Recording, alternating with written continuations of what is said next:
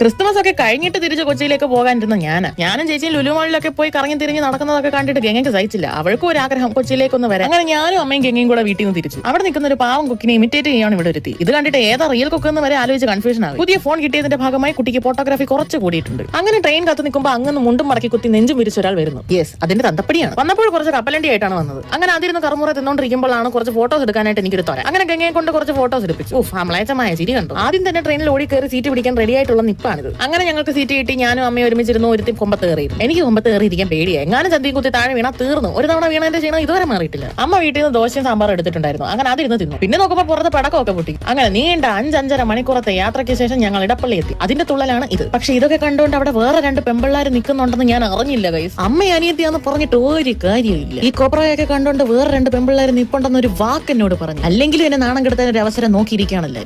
പക്ഷെ നാണം ഇല്ലാത്ത എനിക്ക് എന്ത് നാണം. ഞാൻ വീണ്ടും തുള്ളി. Okay bye.